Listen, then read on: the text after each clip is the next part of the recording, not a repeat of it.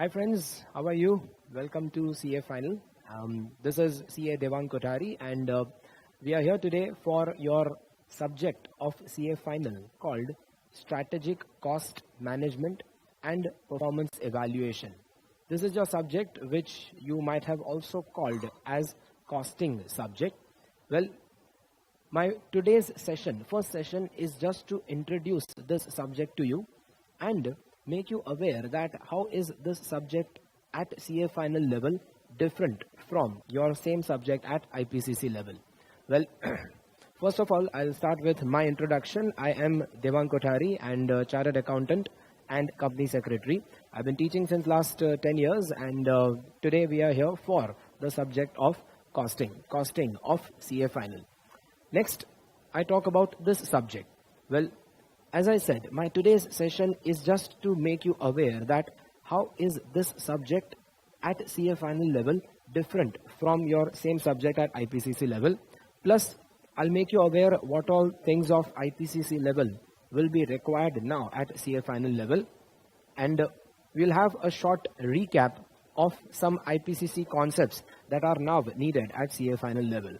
So, technically, this session, first session introduction, is just revising certain general costing principles of IPCC, revising IPCC costing principles that are needed now at CA final. You see that the subject is, you will see that this subject is continuation of what you did in IPCC. Now, because it is continuation, I would expect you to remember certain topics from your IPCC or CA intermediate topics. Some of you might have done this costing subject in your IPCC level under old syllabus. Some of you might have done costing subject in your intermediate level, that is new syllabus. Anyways, few things from that we need to revise right now. Yes. Anyways, all my sessions, I will be presuming that, well, you don't remember much things from your intermediate level, and most probably this presumption will turn out to be correct for most of you that I have experienced. So I will be giving you the knowledge of this subject from the very scratch, from the very basics here. Yes, that is why my today's session is to just remind you certain things from your IPCC workings. Yeah. Anyways, first we start with the basic meaning of this subject, costing. Right.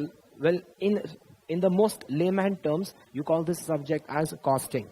Now, why would you call this subject as costing? Costing would involve what? Well, as the name says, costing would involve identifying cost. Cost of what? Cost of products, cost of services, etc. Well, the major difference of this subject that you did at IPCC level and now at final level goes like this. At IPCC level, your name of the subject was cost accounting, or rather cost and management accounting. Now, if the name of your subject there was cost accounting, meaning at IPCC level, this subject was mostly pertaining to cost calculation part. It was mostly pertaining to making calculations pertaining to cost. Now, at final level, your name of the subject is not cost accounting, rather it is more towards cost management. So first, understand the difference in the name of the subject. Cost accounting, cost management. This is the primary difference, and this is what I will be reminding you again and again throughout all my sessions of the CA final costing. That is, cost accounting more pertains to the calculation part. You are just supposed to calculate cost in that, while cost management is one step further. Cost management involves that you make the calculations, then use that calculations to take some decisions. So cost management is more towards decision making. You finish the calculations at your IPCC level. Now at final level, using that calculations, you need to take some better decisions. So this is now more pertaining to decision making. Hence the name cost management. Well, as such, the name of your entire subject goes like this. You can check the screen now. Your name of the entire subject goes like this. It is Strategic Cost Management and Performance Evaluation. So some of the chapters are pertaining to cost management That also strategic cost management. Strategic means at the top management level. Yeah. So some chapters are pertaining to cost management, and later some chapters are pertaining to performance evaluation. Cost management means using the cost calculations to take some better decisions. Decisions like how much units should I sell, decisions like whether should I start a new project or not, decisions like should I launch a new product or not, decisions like should I stop producing existing product or not. Look, all these decisions are basically strategic decisions, because routine operating decisions regarding making production budget, sales budget and all, that probably you have already done at your intermediate level. Now we will be focusing more on more strategic decisions, top management, long-term decisions. Hence, the name of the subject is strategic cost management. And the second part is about performance evaluation. Well, performance evaluation means you evaluate performance of the company. Well, if I remind you, this part to some extent you have done in your IPCC level. As I said, I'm just reminding you things from your IPCC. At IPCC level, intermediate level, you might have done chapters like standard costing. Standard costing was the chapter where you must have done calculation of variances. Variances that you had calculated was basically difference between my standard cost and actual cost. Now, why do you calculate variances? You calculate variances to find the difference between standard and actual. What would this difference indicate? Well, this difference of standard and actual cost indirectly indicates, well, it indicates your performance. It indicates indirectly your performance. It indicates that if your variance is favorable, means you have performed well. If your variance is adverse, means your performance has gone down, it has declined, it is adverse. Yeah. So basically, standard costing variance calculation is an example of performance evaluation. Well, same thing we will be learning here now at CA final level, but that learning of variance calculations, yes, from IPCC level it will repeat over here, but then we will take it further. We will take that learning a little further to the next level with some more advanced calculations here. Yeah, that will become your part of performance evaluation. So in general, your entire subject of CA final costing now pertains to more towards cost management and towards performance evaluation. At IPCC level, it was more only concentrated on calculation part. Now at final level, it concentrates more not just on calculation, it concentrates also on the decision making after the calculation. Well, this you might not realize now, but this you will realize when we start solving some questions further on in the subject. Yeah. So during all my sessions, you will notice that at various places in various chapters, I keep on telling you that this subject is more towards analytical part, less towards the calculation part. So when you answer any questions now in costing at CA final level, so remember this, that your costing subject now at CA final is not 100% practical subject. It is practical plus theory combined. It is not even more practical, less theory. Consider 50-50 weightage for both. 50% practical, 50% theory. Consider equivalent weightage for both.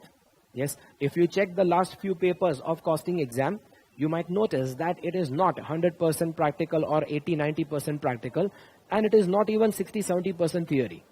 I would say it is almost proportionate. So hence, for your exams, you consider that your subject of costing will be 50% practical, 50% theory.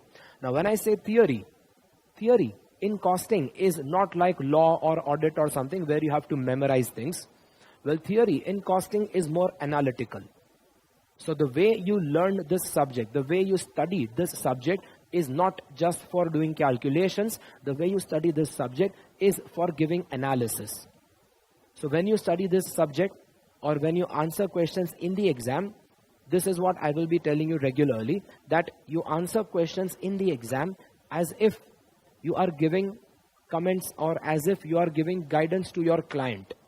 Imagine as if you complete your CA, you are a practicing chartered accountant now, you are sitting in your office, and a client comes to you with some problems regarding, say, he wants to launch a new product or he is facing some losses and all. So the client comes to you with some problem. You have to understand his problem and give him guidance regarding how to get his internal business problem solved. When you answer costing questions, you answer the costing questions as if you are giving such guidance to your client. That will be the analytical part of the subject. So when a client comes to you with some problem, you don't just give him calculation. You don't just say that, chalo, this is calculation, this is your break-even point, jao. You don't just give him a calculation of break-even point. You explain to him what is break-even point, and you give him recommendation that based on this calculation, what he should do in his business. That is the recommendation, that is the analysis part. That is where we will now focus on more. Yeah. Anyways, that makes my subject of costing at final level different from the same subject in your IPCC level. This you always keep in mind. Okay. Now, before going along the main subject portions, I can show you that your final level subject of costing now contains these many topics. You can check in your book, the index page in your book. I'm just giving you the list of chapters in your book. All chapters that I have listed here are same chapter names as per ICAI study material. So this is how your chapters flow. First chapter is Introduction to Strategic Cost Management. Well, technically this first chapter is entirely theory. But when I discuss this first chapter, as of now, today, I will be discussing some basic introduction of the subject which is from IPCC level. So certain IPCC calculations which I will need you to remember. And I'm pretty sure you won't remember from your IPCC. So I will start today by explaining you, reminding you certain IPCC calculations again. Certain IPCC calculations like cost sheet, like FIFO method, weighted average method, all that what you might have done at your IPCC, we will start by revising that today. That revision, I'm including that in chapter 1 itself. So as per ICAI study material, chapter 1 does not contain any calculations, but I am putting some calculations, that is revision of your IPCC level. Yeah. Then chapter 2, 3 and 4 are the chapters which are pretty much important, and these chapters, chapter 2, 3 and 4, I would say they contain theory plus practicals both. Both sided, they are important. What is included in that chapter, I'll not cover that now. I'll discuss that later. Chapter 5 is full theory chapter and not a very important chapter. Only 2-3 pages of the chapter, that is okay. Chapter 6 and 7 is pretty important, but these chapters are mostly practicals, very less theory in that. Chapter 8 is mostly theory, less practicals. Chapter 9 is mostly practicals there. Chapter 10 is also most of practicals. Chapter 11 and 12, I'll cover them, discuss them together. That is also practicals. And then last, I've given some case studies. Now, as per the ICAI paper pattern, now at CA Final, out of 100 marks of paper, minimum 20 marks case study will be there. Now, when I say case study might be theory, might be practical. Anyways, anyhow, the case study can be asked. What I have done in your book here is that in every single chapter, I have given case studies of that chapter. So if you notice in your book, in most of chapters, you will find the content of the chapter in certain portions. Like at the most, there will be portions like this. First part of the chapter will be the basic theory. Second part, I'll give you practical questions that we will solve in class. Okay, second part will be the case studies. First part is the theory. Second part will be the case studies pertaining to that chapter. Third part will be the practical questions in the chapter. And in certain chapters, I've given fourth part, which is certain general notes or calculation rules for that chapter. Yeah. So in every chapter, I have given some case studies. We will be discussing most of the case studies in class. But there are also certain case studies which do not pertain to any specific chapter. Common case studies, general case studies, or case studies involving multiple chapters. That case studies, which are mixed chapter case studies, Such mixed case studies I have put as chapter 13 in your book as the last chapter. Okay, so this is your entire content of the syllabus. Now, out of all these chapters, I will tell you the sequence how we will be covering up the chapters. We will start with first introduction. We will start with introduction, but what I cover in introduction, I said, is revision. Revision of your IPCC level. This will be the topic number 1 that I discuss. But then after this IPCC revision, next I will take you to chapter 11, that is budgetary control. Second, we will be covering the chapter of budgets because this is from your IPCC. So first we will cover such chapters which are continuation from your IPCC. Third, we will go for standard costing chapter. After that, fourth will be the new chapters now. Fourth, we will go for decision making, then pricing, and then we will go for transfer pricing. Now these chapters are the ones which contain more of practical portions. Yeah. So the way we will be sequencing our discussions will be is at first today and at the most tomorrow we'll be covering up some basic revision only. After the revision, main chapters that we start with will be chapter 11 budgets, then chapter 12 standard costing, chapter 6 and 7 decision making and pricing, and then chapter 9 transfer pricing. Now consider these 5 chapters will be consuming majority of the time of my classes. Just because majority time we spend in these 5 chapters does not mean that these 5 are the more important chapters. Consider all chapters are equally important, but the problem is these 5 chapters involve more of practicals. Because these 5 chapters involve more practical questions, practical questions will always be more time consuming. So we will be starting with these 5 which will take more time. Yeah. Anyways, after finishing these 5 chapters, then we will get into the theory of those 5 chapters, case studies of those 5 chapters, and then remaining chapters, theory, practical case study, all we will do. Yeah. This will be my full agenda for the next all sessions, next 60, 70 sessions that we have. Anyways, so today we are starting with some basic revision from your IPCC level. For that matter, I start with some simple questions to you. Costing as a subject that you had at your intermediate level, what is the purpose of this subject? Why do we have the subject of costing? What do you do in the subject of costing? What is purpose of the subject? Think about it. Well, you have done this subject at your IPCC level. So now that you have done this subject at IPCC level, old syllabus people, you have done 50 marks costing. New syllabus people, you have done 100 marks of costing in your IPCC intermediate syllabus. You should at least be able to answer this, that what this subject was about. If I say that the subject is costing, so think it will be a subject about what?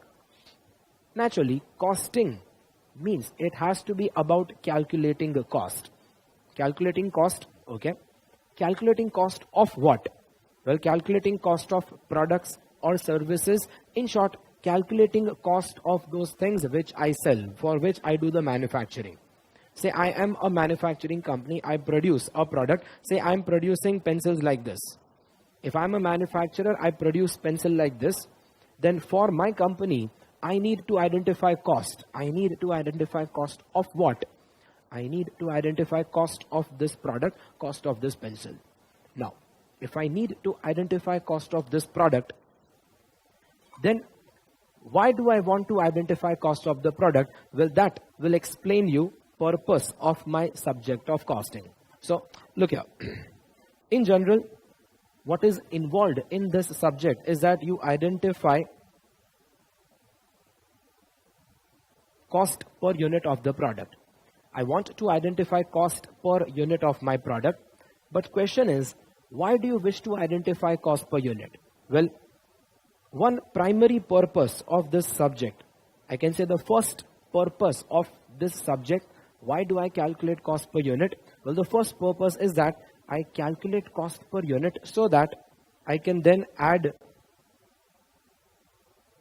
profit per unit and therefore obtain and accordingly determine selling price per unit. So the purpose is that I calculate cost per unit so that I can add a profit and decide selling price per unit. Well, naturally, every company needs to determine a selling price of its product. It will determine selling price by calculating the cost per unit. Add a profit will give you selling price per unit. This is the general method, or this is the most primary purpose of my subject of costing. Okay? And this is the purpose you keep in mind when I discuss all the things in my subject here. Yeah. But this is not the only purpose. Think about it. Is it necessary that in every single company, every manufacturer has the liberty of deciding his own selling price? Is it possible that in my company, I can set my selling price by adding profit to the cost always? Not necessary. Because there might be a situation where I do not have the liberty to decide my own selling price.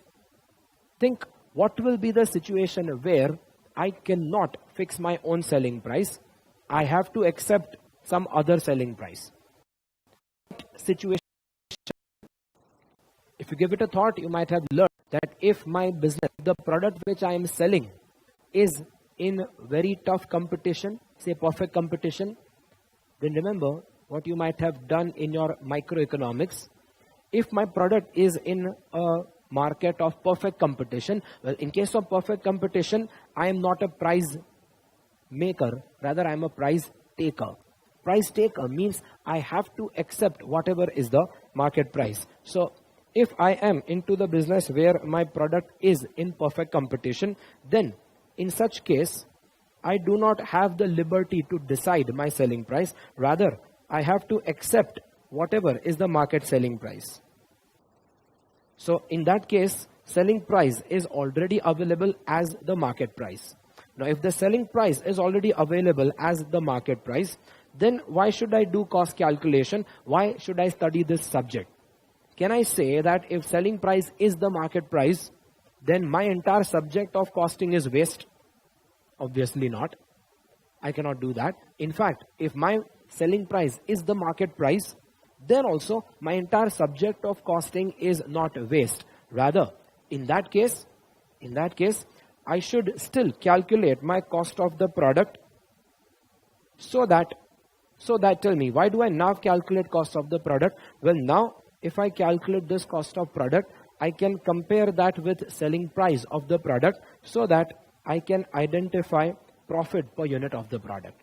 This profit per unit will help me take better decisions in my company. Decisions like whether should I continue this business, whether I should do expansion or cost reduction, what should I do? All that will help me to take better decisions. Yeah. Let me call this as a second purpose of my subject. So if I summarize my purpose of costing, two main purposes I give you here. Number one, first purpose was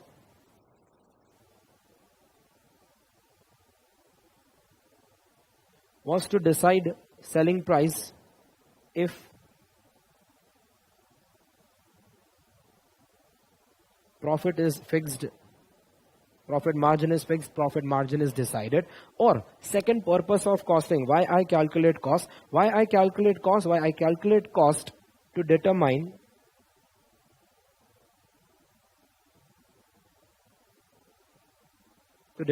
profit if selling price is fixed or decided by the market. Yes, consider these two are the two main purposes of my subject of costing. Well, most of my explanations, most of my discussions will be around these two purposes. Like in most of questions, I will tell you to calculate cost so that you add a profit and set a selling price. Or in remaining questions, I will still tell you to calculate cost so that I can compare with selling price to decide the profit. Ultimately, conclusion here is that in any case, I need to decide my cost per unit. This is what you did in your IPCC level. Yes? Okay. But costing as a subject has one more purpose now. one more purpose called as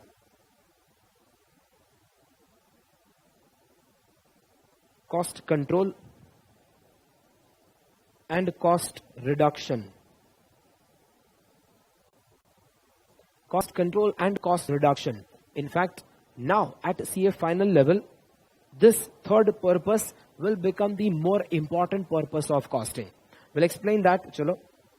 But one more purpose, let me write down, that costing subject is also studied ultimately for decision making. Various types of decision making, decisions regarding whether to launch a new product, decisions regarding whether should I stop one of my manufacturing of the product or so. Many such types of decisions we will see. Look, at IPCC level, this subject of yours was more pertaining to purpose 1, sometimes pertaining to purpose 2. But now at CA final level, most of your chapters are pertaining to your purpose 3 and purpose 4. Now at final level, your purpose 3 and purpose 4 are the more common purposes of costing. We'll understand cost control versus cost reduction. Well, basic meaning or basic theory of cost control, cost reduction, you already had at your IPCC level. But trust me, now at final level, I will be requiring that discussion at many places in the syllabus. So I'll explain you that now. I expect you to remember that, because later in my sessions, I will be asking you that at many places. Well, at that time, you check whether you remember what is cost control, cost reduction. Well, the first one, cost control, means what? Just listen, I'll speak out the definition. Cost control basically means to check or to decrease the cost. Well, cost control pertains to decreasing the cost. Cost reduction also pertains to decreasing the cost. So don't you feel that apparently both the terms try to convey the same thing? Both the terms indirectly convey similar thing, that both are pertaining to decreasing the cost. But more precisely, when I say cost control, it is pertaining to decreasing cost, yes, but decreasing with one purpose. Say, look at this example here. Say, I make estimate of my cost. I estimated cost. When do you estimate cost? At the beginning of the year. At the beginning of the year, I estimated my cost as, say, rupees 20 per unit. At the beginning of the year, I estimated my cost per unit as 20. But that was estimated at the beginning of the year. My entire subject of costing is all about estimates. My entire costing subject is all about estimates. All the things we do in costing subject will be estimates. Likewise, I estimated my cost per unit as 20. But then by the end of the year, I will get to know my actual cost. Say by the end of the year, I get to know that actual cost turns out to be 25 per unit. Is that possible or not? Yes, definitely possible. If my actual cost can turn out to be different, what would this indicate? Well, this would indicate that I have exceeded my cost. This indicates that I have performed badly. Ultimately, this indicates that I performed badly. I could not reach my estimates. Yes. Now, cost control is a concept where you compare your actual with the estimate and you try to bring that actual down till the estimate. You try to bring your actual cost down till the estimate. That is called as cost control. So if I define cost control, means to control the actual cost and bring it down till the estimate. I repeat, cost control means you control your actual cost and try to bring it down till the estimate. This is my cost control. Well, cost reduction is one step further. Cost reduction is now even one more step further. If I define, I'll say that cost reduction means to bring that estimate further down. Say, consider 20 per unit was my estimate 1. Now, I want to bring that estimate further down. Say, this was my estimate 1. I want to bring that estimate further down to say estimate 2. Estimate 2, I want to bring my cost down from 20 to 18. Then this decrease from one estimate to a revised estimate, this decrease is called as cost reduction. But well, you may ask a question that why do I wish to reduce that estimate? Well, simple. Imagine as if 25 was my cost per unit. 20 was my estimated cost per unit. I had used it in my purpose 1 like this. I had used that in my purpose 1. I found as per purpose 1, I had identified that 20 is my cost per unit. So that on that 20 per unit cost, I added 10 per unit profit and I decided selling price of 30. This is how I had been doing business. But now what if, just for example, what if there is another competitor who enters into the market? I was selling such pencils. Each pencil costing me 20 per unit. I add a profit of 10 and I'm selling it in the market at 30 per unit. This is my business right now. Now, if this is my business right now, think about it. What if there is another company who starts producing the same product? So hypothetically, what if Mukesh Ambani enters into pencil manufacturing business and he starts selling these pencils under the brand name Jio Pencils? And you know the strategy what Jio Telecom has offered. They start selling this pencil under the brand name of Jio Pencils and they start selling in the market at a selling price of 20 per unit. They start selling the pencils in the market at a selling price of 20 per unit. So now think, for me, my selling price is 30 per unit. Jio starts selling at 20 per unit. Don't you think all my customers here will go to Jio? Yes, I will lose my customers, I will lose my customer base because of some new competition entering into the industry. If I want to survive, then I should also make my selling price down from 30 to 20. If I wish to survive, then I need to bring my selling price down from 30 to 20. But then, if I start charging selling price of 20, I cannot survive because my production cost itself is 20.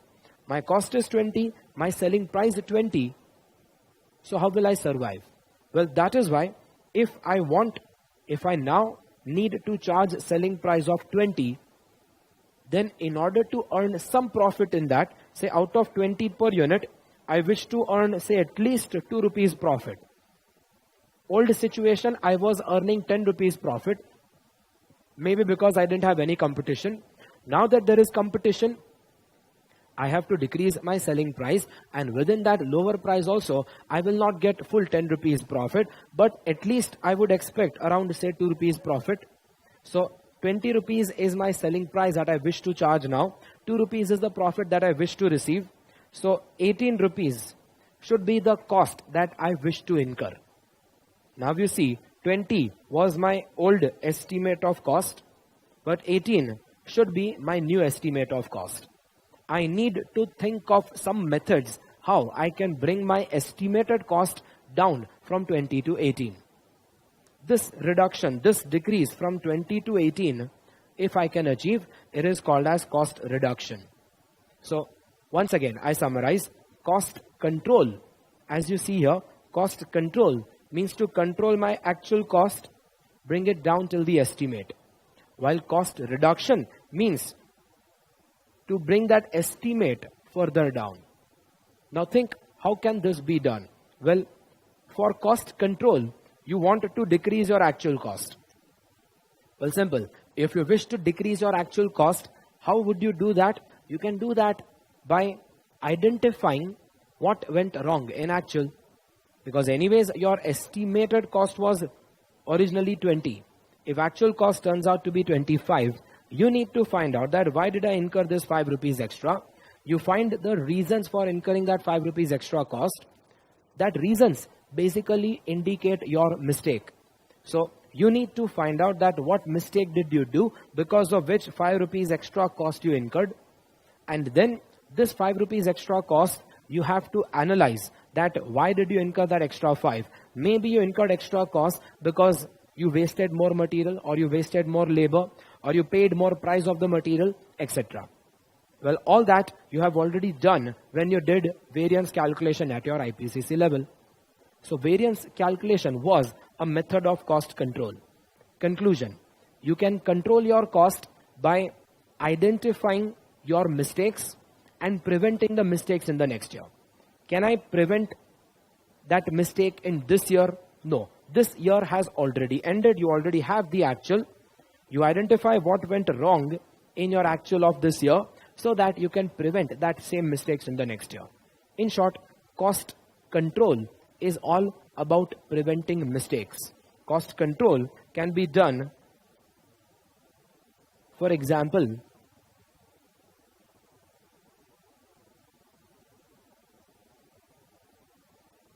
by preventing mistakes.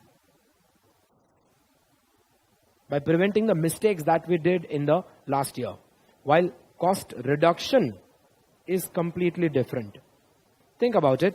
Can I bring the estimate of 20 further down to 18? Can I bring that estimate down by preventing mistakes? Can I decrease this estimate of 20 by preventing mistakes? No. Why not? Because this 20 is an estimate. So think about it. If this 20 is an estimate, meaning this 20 does not already contain any mistakes. Your estimate does not contain any mistake. If you wish to bring that estimate down, you cannot do that by preventing mistakes, because the mistakes are already prevented. Only then you reach your estimate of 20. If I wish to bring that further down, I cannot do that by preventing mistakes. I need to be more creative for that.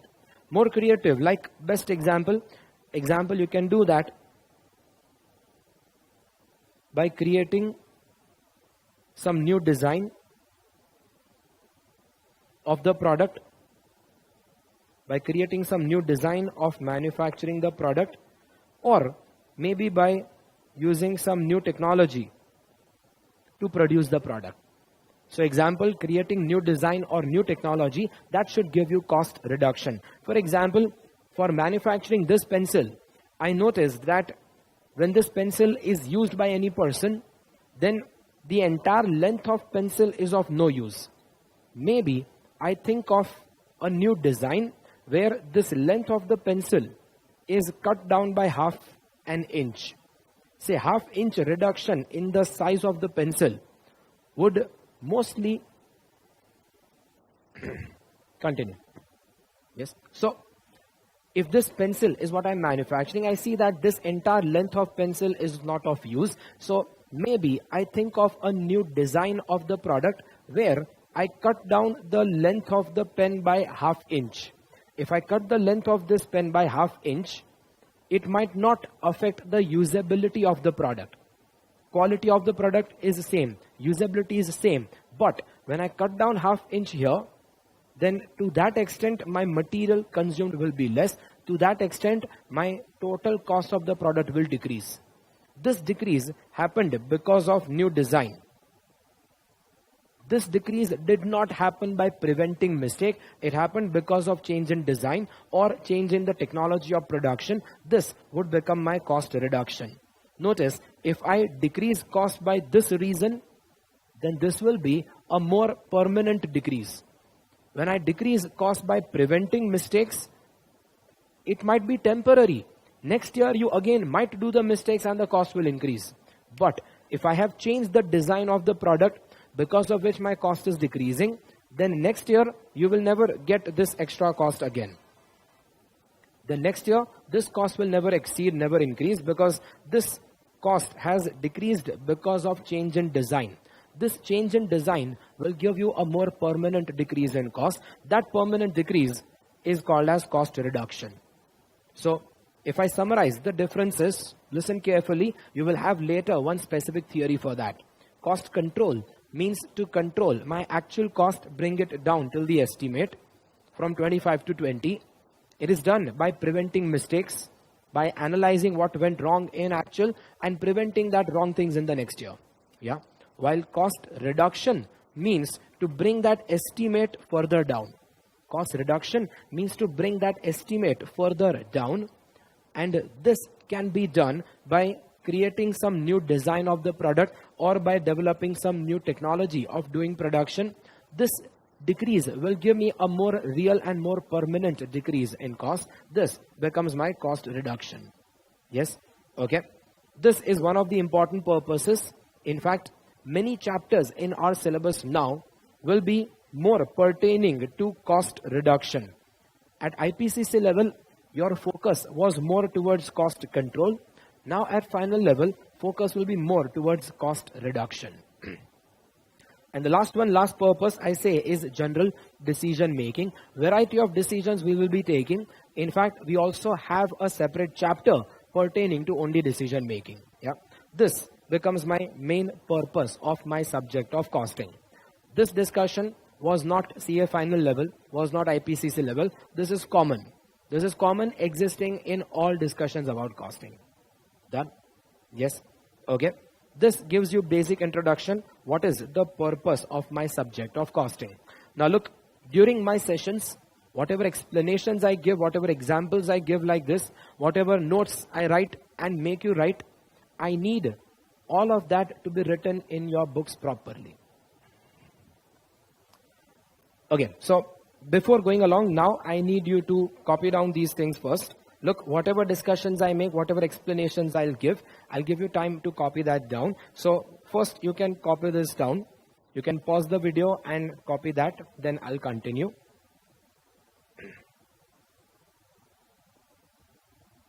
Okay, we'll continue. This was regarding my purpose of cost. Okay, we'll continue. Next, we discuss regarding types of cost.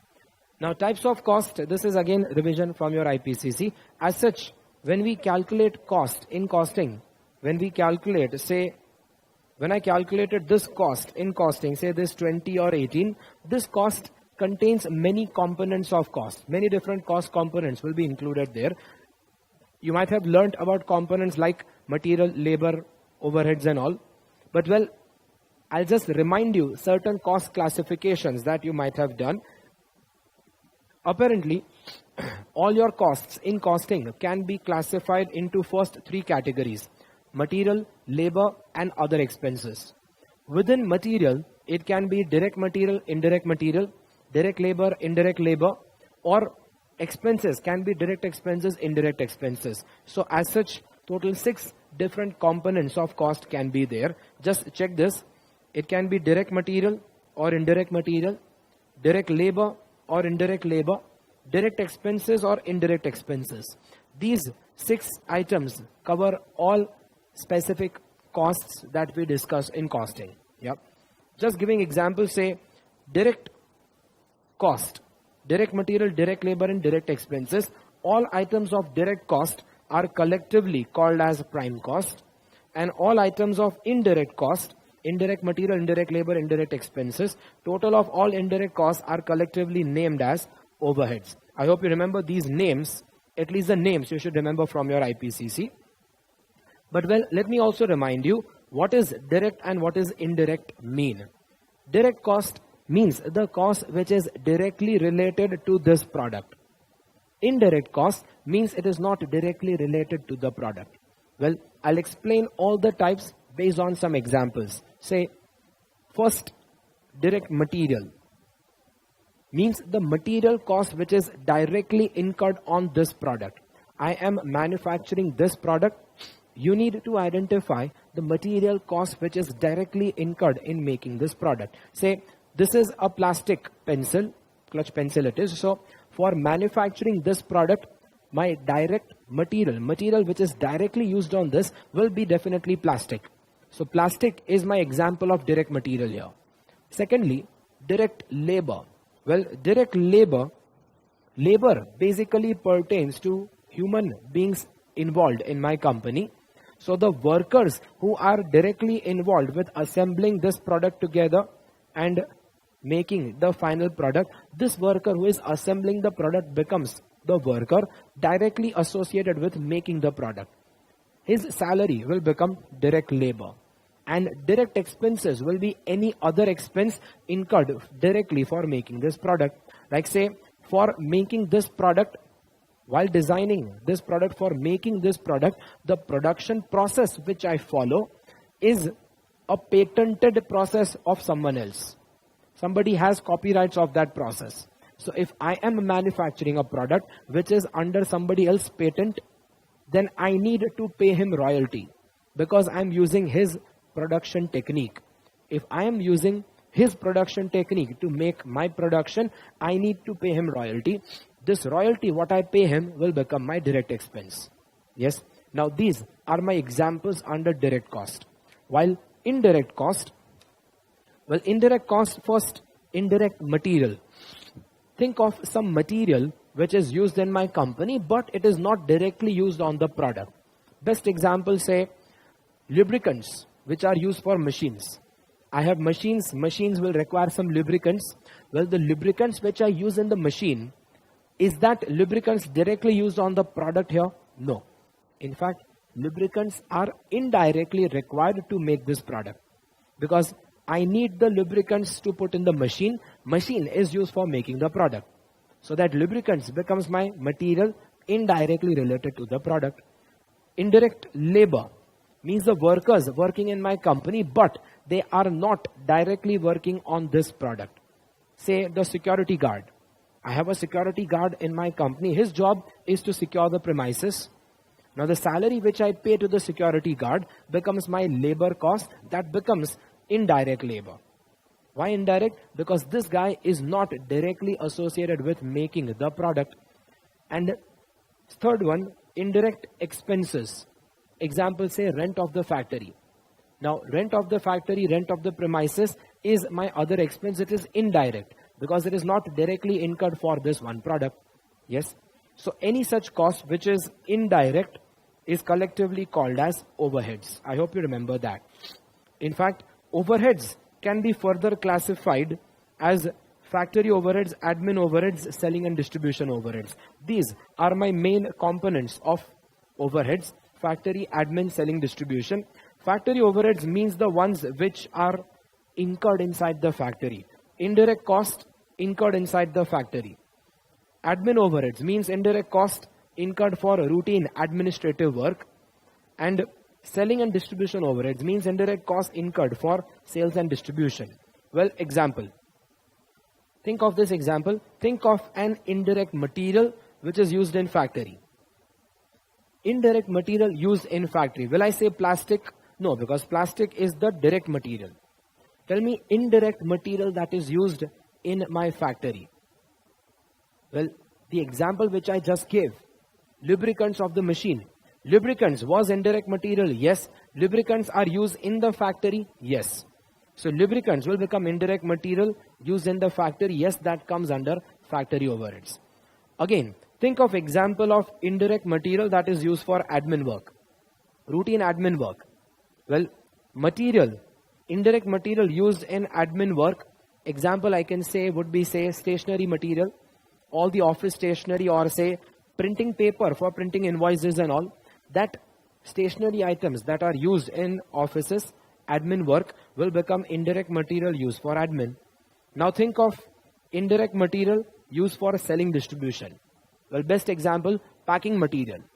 Packing material you incur for selling and distribution. Well, packing material you incur for distribution. It becomes my indirect material, but it is incurred for selling and distribution. In short, indirect material can be incurred in factory, admin, or selling. Accordingly, it will fall under factory overheads, admin overheads, selling overheads. Similarly, indirect labor can also be either of the category. Indirect labor might be incurred for factory, admin, or selling. Like I give example of indirect labor as the salary of the security guard. Well, that security guard salary, if the security guard is deployed at the factory gate, then his salary will become factory overheads. If that same security guard is now shifted to office premises, then his salary would become admin overheads. And if that same security guard is kept at the showroom, showroom, then his salary would become selling and distribution overheads. Yes. So each of that indirect cost might be either factory admin or selling. And the third one, indirect expenses. For example, rent. Factory rent will become factory overheads. Office rent will become admin overheads.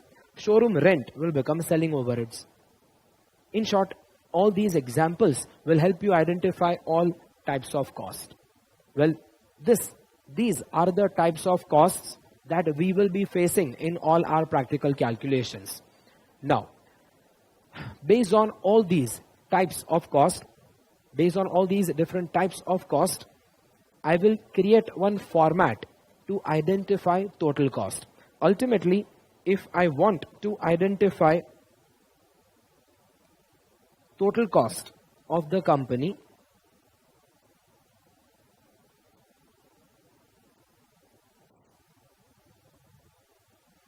if I want to identify total cost of my company, total cost of my production, well, that total cost will involve all these components of cost, will involve all these components of cost. Well, just to be more specific, if I want to find my total cost, I will find my total cost by accumulating 6 items. Which 6 items? Dekho, I will accumulate direct material, direct labor, direct expenses, then factory overheads, admin overheads, selling overheads. Think about it. If I identify only these 6 items, direct material, direct labor, direct expenses, factory, admin, selling overheads, then the total of these 6 items will give me overall total cost. These 6 items summation covers all possible costs in costing. Well, we will summarize these 6 items together, add them all up together. That addition will give me the total cost. But that addition, total cost, we will learn to calculate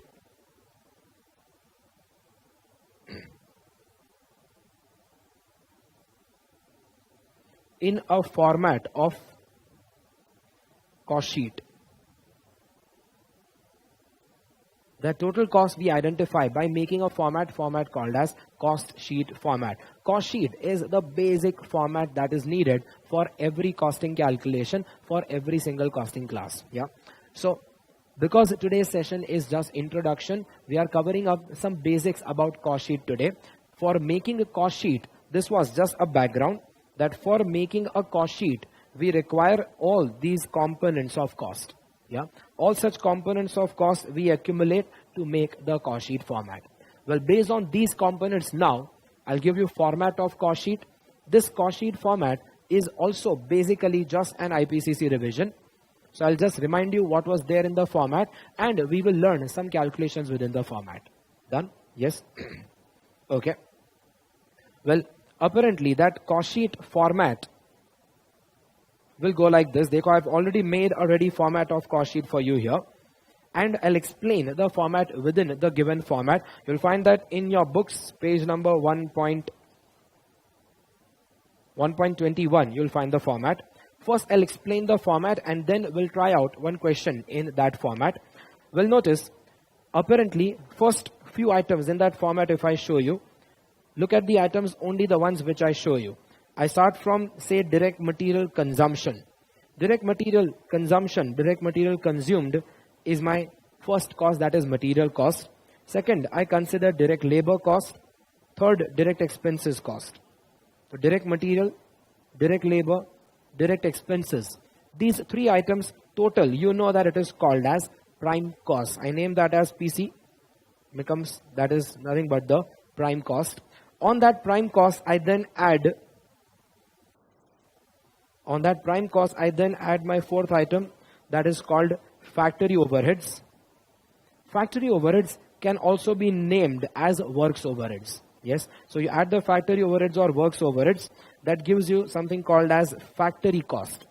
These are all names of different cost elements that you should remember. And probably you might have done that at your IPCC level. You get the factory overheads there.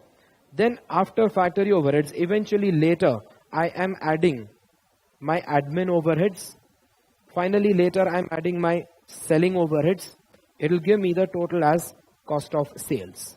I'll explain all the points in between that. But first, you notice these last 3 lines over here, that my purpose of this cost sheet format is to finally identify this cost of sales. COS stands for cost of sales. Cost of sales means cost of those units which I sell.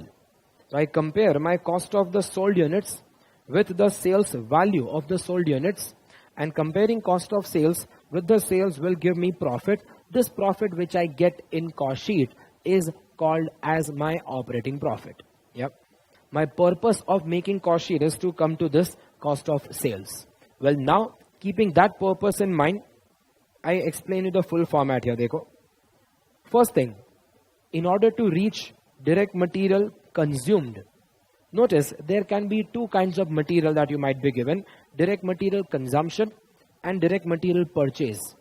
Which of that will come in my cost sheet? Well, as you can see, what comes to my cost sheet is direct material consumption. Why?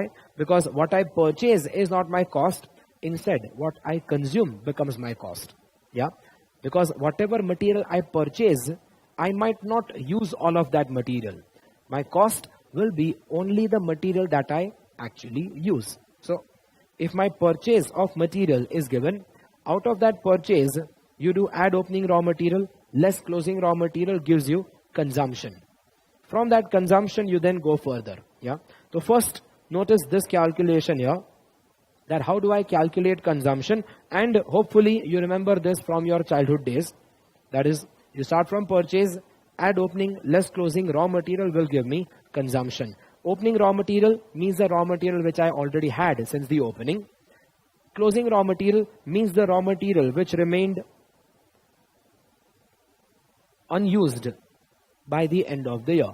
So say for example, if my purchase of material was valued rupees 14,000, out of 14,000 rupees material that I purchased, I already had opening material of say 4,000 rupees.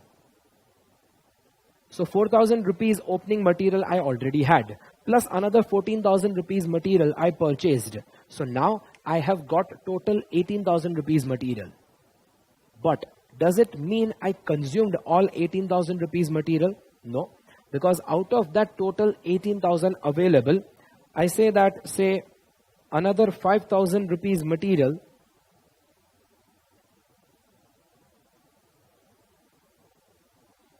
out of total 18,000 rupees material, I say that 5,000 rupees material I did not consume. Well, if I did not consume that 5,000 rupees material, then that much material would become my closing stock. So only remaining material I have consumed. So 14,000 purchased plus 4,000 you already had in your opening stock. So total available material becomes 18,000, from which 5,000 I did not use. Remaining 13,000 seems to have been used. This would give me my consumption. But you notice I have given certain other adjustments also here. Like if there has been incurred any purchase expenses, like freight or carriage inwards or something, any cost incurred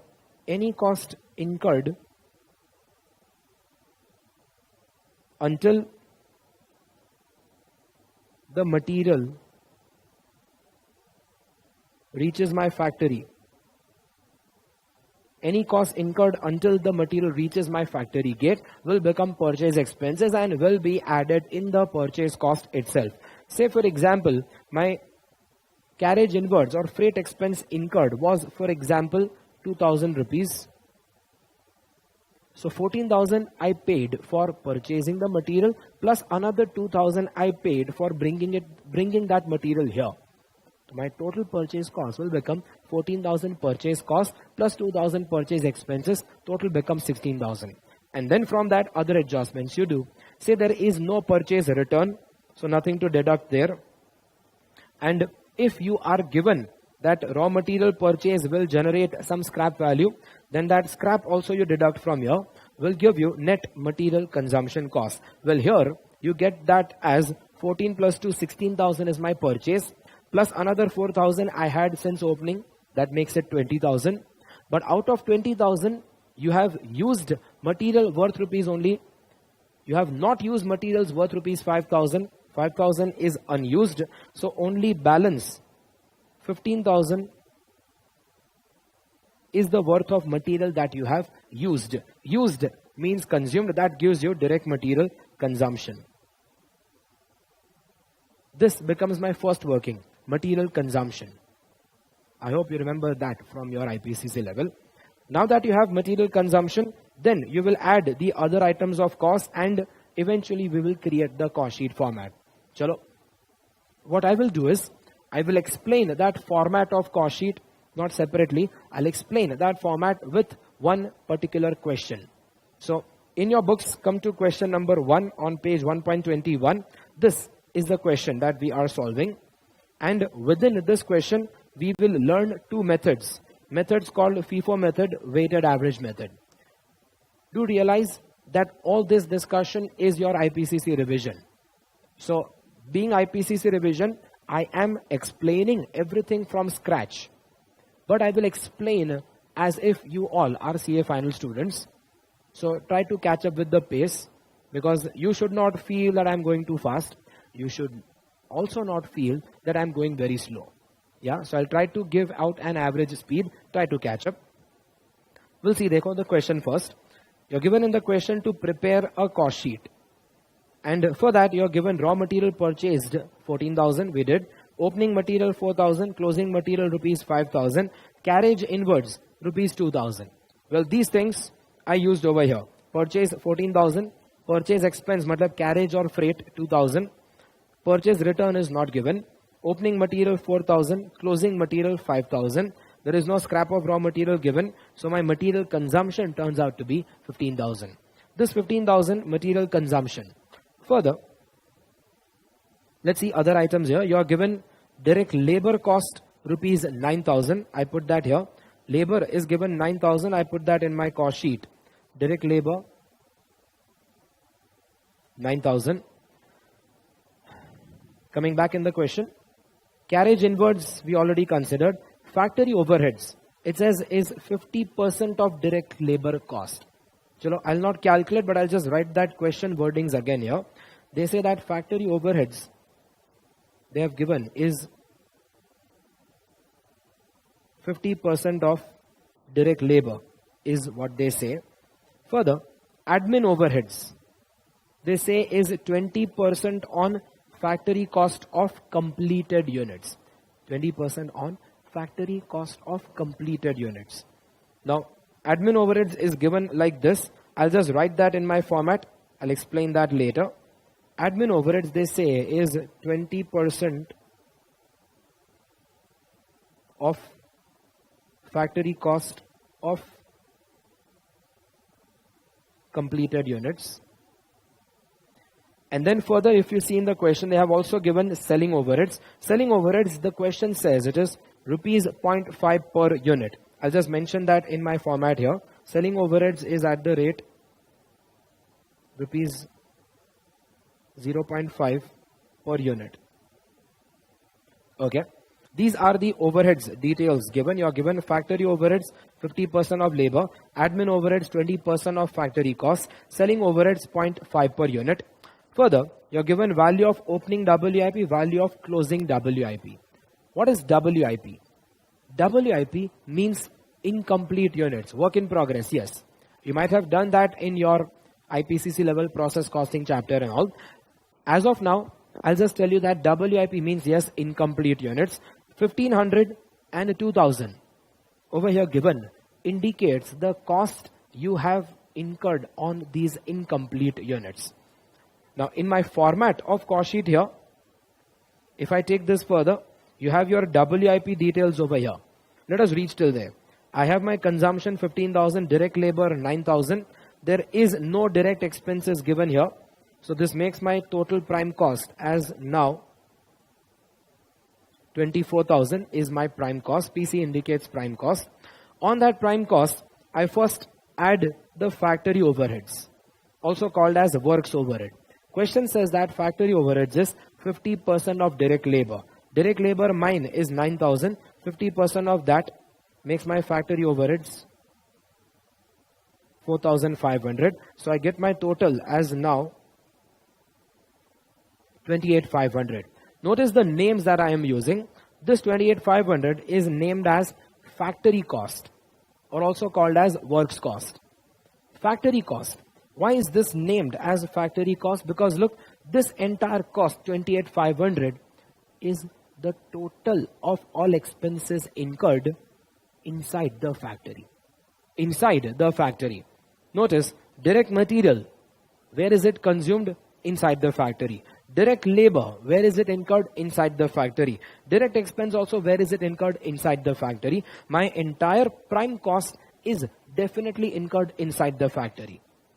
How can you be so sure that this entire cost is incurred inside the factory? Well, definitely this is inside the factory because it is direct cost. Direct means directly related to your product. If it is directly related, definitely it is incurred inside the factory. Yeah. So prime cost is definitely incurred inside the factory. Factory overheads is also incurred inside the factory. Well, we already concluded that in the introduction here. Factory overheads is the one which is incurred inside the factory. Admin overheads is incurred outside the factory. It is incurred in office. Office or general admin. And selling overheads, you can say it is incurred for sale. So if factory overheads is incurred inside the factory, hence my factory overheads here, yes, it is incurred inside the factory. Total 4,500 is also inside the factory. Total 28,500 is therefore called my factory cost. Total cost incurred within the factory. Yeah. Now in this factory cost, I add opening WIP less closing WIP because WIP indicates incomplete units. If WIP is incomplete units, why do I deduct closing WIP? Well, you have to deduct because ultimately at the end of the format you wish to reach cost of sales, cost of the units which you sell. Now if you want to reach cost of the units that you sell, can you sell incomplete units? No. If incomplete units you cannot sell, so you have to remove that cost from your table here. Ultimately you want to reach cost of only the units that you sell. Incomplete units you do not sell. Hence closing WIP, which indicates incomplete units,